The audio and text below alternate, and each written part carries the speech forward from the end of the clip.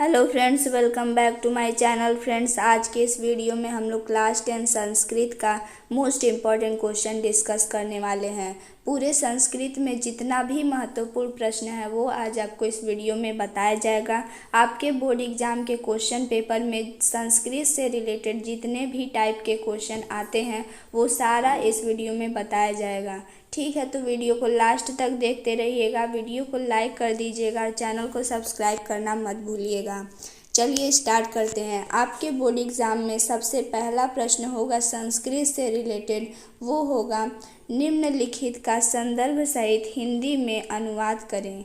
आपके संस्कृत से किसी भी एक चैप्टर से एक गद्यांश दिया होगा, उस गद्यांश का संदर्भ सहित हिंदी में अनुवाद करना होगा।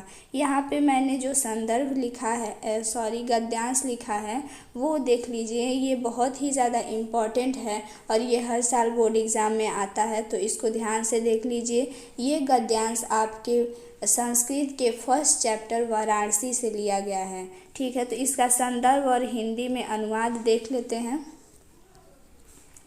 संदर्भ है इसका, प्रस्तुत गद्यांश हमारी पाठ्य पुस्तक हिंदी के संस्कृत खंड के वाराणसी पाठ से उद्धृत है।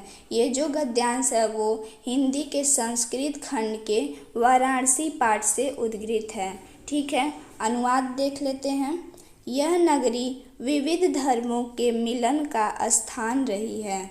महात्मा बुद्ध, तीर्थकर, पार्श्वनाथ, शंकराचार्य, कबीर, गोस्वामी तुलसीदास और बहुत सारे दूसरे महात्माओं ने यहाँ आकर अपने विचारों को फैलाया, अर्थात अपने विचारों का प्रसार किया। इन सारे महात्माओं ने, जैसे महात्मा बुद्ध, तीर्थकर, पार्श्वनाथ, शंकराचार्य, कबीर, गोस्वामी तुलसीदास और भी बहुत सारे महात्माओं ने यहाँ आकर अपने विचारों को फैलाया, दूसरों तक बताया। ठीक है, केवल दर्शन, साहित्य और धर्म में ही नहीं अपितु कला के क्षेत्र में भी यह नगरी विविध कलाओं और शिल्पों के लिए संसार में प्रसिद्ध है। यह नगरी सिर्फ दर्शन के लिए नहीं बल्कि कला के क्षेत्र में भी यह विविध कलाओं और शिल्पों के लिए संसार में प्रसिद्ध है। ठीक है, यहाँ पे वाराणसी के हर एक चीज़ों के बारे में बात किया गया है। ठीक है, कि ये बहुत ही प्रसिद्ध साहित्यिक नगरी है जिसमें धर्मों की और कला के क्षेत्र में भी यह विविध कला और शिल्पों के लिए संसार में प्रसिद्ध है। ठीक है, आगे देखते हैं।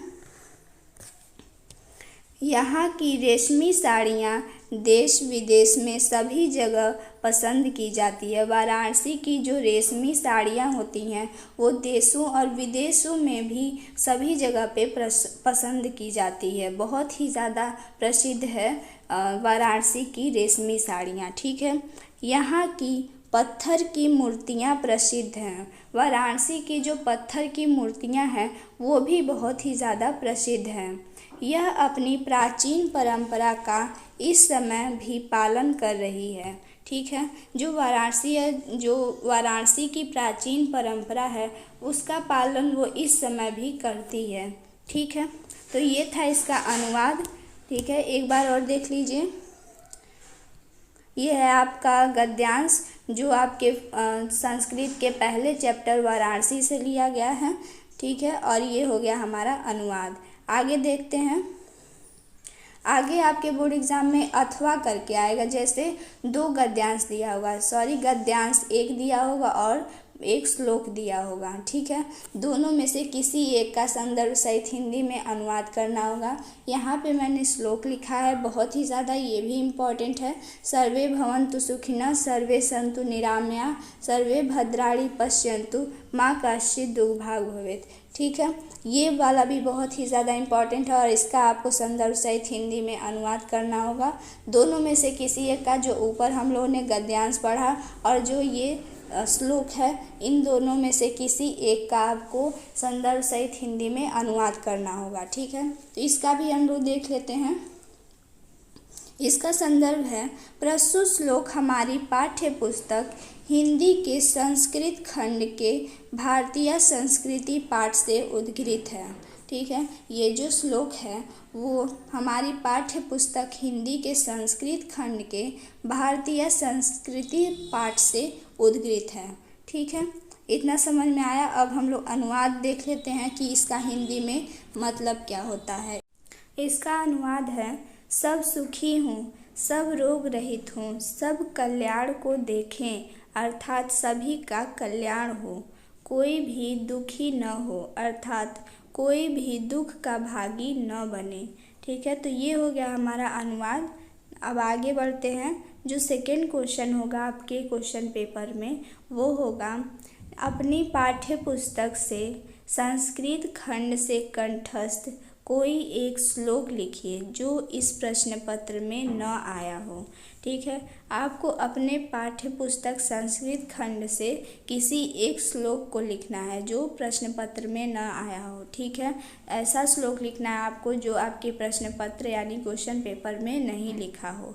कुछ बच्चों को अगर मान लीजिए क्वेश्चन श्लोक नहीं याद रहता है तो जो क्वेश्चन पेपर में श्लोक आया रहता है उसी श्लोक को लिख देते हैं, पर ऐसा करने से आपको नंबर नहीं मिलता है। ठीक है, तो ऐसा नहीं करना है, आपको ऐसा श्लोक लिखना है जो आपके प्रश्न पत्र में न आया हो। यहाँ पे मैंने 2 श्लोक लिखा है, दोनों को आपको याद करना है। ठीक है, दोनों ही बहुत ही इजी है। ठीक है, पहला है, रे रे जातक सावधान मनसा मित्र क्षणम श्रूयताम अम्भोदा बहो बसंती गगने सर्वेपि नैतादृशा। ठीक है, इजी है, आप लोग इसको लर्न कर लीजिएगा। दूसरा है, बंधनम मरणम वापि जयो वापि पराजय उभयत्र समो वीर वीर भाव ही वीरता। ठीक है, ये भी बहुत ही इजी है, दोनों को आपको लर्न करना है। अगर मान लीजिए एक आ जाता है आपके प्रश्न पत्र में तो एक बचा रहेगा जिसे आप लिख लेंगे। ठीक है, नेक्स्ट क्वेश्चन है क्वेश्चन नंबर 3, निम्नलिखित में से किन्हीं 2 प्रश्नों के उत्तर संस्कृत में लिखिए। ठीक है, इनमें से किन्हीं 2 प्रश्नों के उत्तर संस्कृत में लिखना है। ये सारे क्वेश्चन आपके संस्कृत के हर एक चैप्टर से पूछे जाते हैं जिसके आंसर आपको संस्कृत में देने होते हैं। ठीक है, 4 क्वेश्चन लिखा होगा, आपके बोर्ड एग्जाम के क्वेश्चन पेपर है, चारों में से किन्हीं 2 के प्रश्नों के उत्तर आपको संस्कृत में लिखना होगा।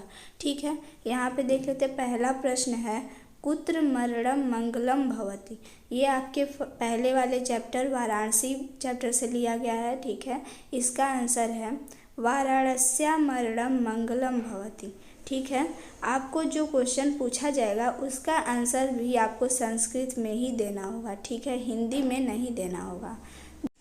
सेकेंड क्वेश्चन है आपका, वीरः केन पूज्यते। वीरः केन पूज्यते, ये आपके सेकेंड चैप्टर से लिया गया है। ठीक है, वीरः केन पूज्यते, इसका आंसर है वीरः वीरेण पूज्यते। इसका आंसर हो जाएगा वीरः वीरेण पूज्यते। ठीक है, नेक्स्ट देखते हैं क्वेश्चन नंबर 3, चंद्रशेखरः कः आसीत्। चंद्रशेखरः कः आसीत्, इसका आंसर है चंद्रशेखरः प्रसिद्ध क्रांतिकारी देशभक्त शासित।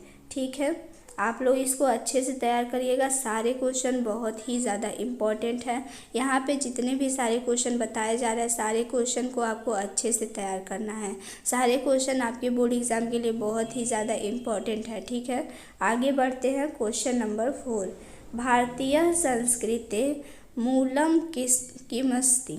ठीक है, इसका आंसर होगा विश्वस्य स्रष्टा ईश्वरः एक इव इति भारतीय संस्कृते मूलम अस्ति। ठीक है, ये सारे क्वेश्चन बहुत ही ज़्यादा इम्पॉर्टेंट है, आप चाहें तो इसे लिख लीजिएगा। ठीक है, और सारे क्वेश्चन को अच्छे से तैयार कीजिएगा। ठीक है, तो ये था हमारा संस्कृत का क्वेश्चन, बहुत ही ज़्यादा इम्पॉर्टेंट आपके बोर्ड एग्ज़ाम के लिए। सो फ्रेंड्स, अगर वीडियो पसंद आई हो तो प्लीज़ वीडियो को लाइक कर दीजिएगा, चैनल को सब्सक्राइब कर दीजिएगा और बेल आइकन को ऑन कर दीजिएगा। अगर आपको कोई भी डाउट है तो हमें कमेंट सेक्शन में ज़रूर बताइएगा। फिर मिलेंगे ऐसे ही एक वीडियो लेकर, तब तक के लिए जय हिंद जय भारत।